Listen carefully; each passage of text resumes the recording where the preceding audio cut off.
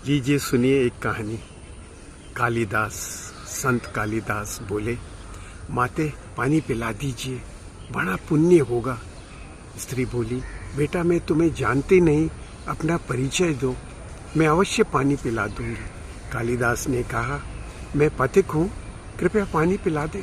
स्त्री बोली, तुम पथिक कैसे हो सकते हो?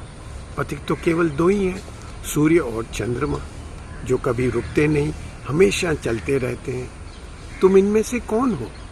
सत्य बताओ।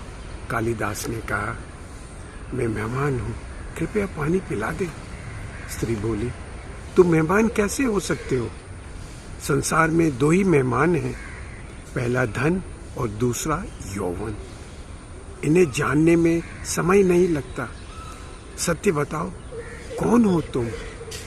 अब तक के सारे तर्क पराजित, हताश हो चुके कालिदास बोले, मैं सहनशील हूँ, अब तो आप पानी पिला दें। स्त्री ने कहा, नहीं, सहनशील तो दो ही हैं, पहली धरती जो पापी पुण्यात्मा सबका बोझ सहती है, उसकी छाती चीरकर बीज बो देने से भी अनाज के भंडार देती है। दूसरे पेड़ जिसको पत्थर मारो फिर भी मीठे फल देते हैं। तुम सहनशील नहीं, सच बताओ कौन हो?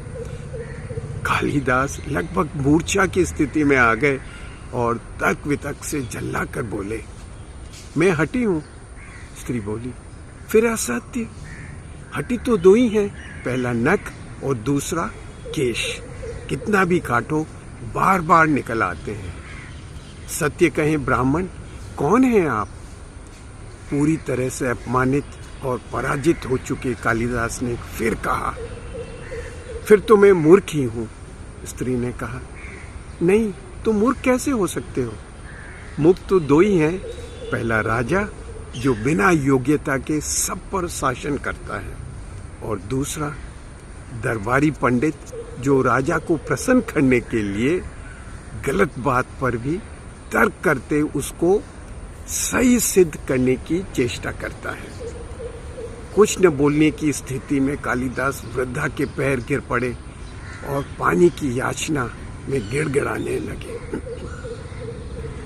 वृद्धा स्त्री ने कहा, उठो वत्स। आवाज सुनकर कालिदास ने ऊपर देखा तो साक्षात माता सरस्वती वहां खड़ी थी। कालिदास पुनः नतमस्तक हो गए और माता ने कहा, शिक्षा ज्ञान आता है, न अहंकार। तूने शिक्षा के बल पर प्राप्त मान और प्रतिष्ठा को ही अपना उपलब्धि मान लिया और अहंकार कर बैठे, इसलिए तुम्हें तुम्हारे चक्षु खोलने के लिए ये मुझे स्वांग करना पड़ा। कालिदास को अपनी गलती समझ आ गई और भर पेट पानी पीकर वो आगे चल पड़े। क्या शिक्षा मिलती है? विद्वता पर कभी घमंड न करें, यही घमंड विद्वता को नष्ट कर देता है। दो चीजों को कभी व्यर्थ नहीं जाने देना चाहिए, अन्न के कण और आनंद के क्षण को कभी व्यर्थ ना करें।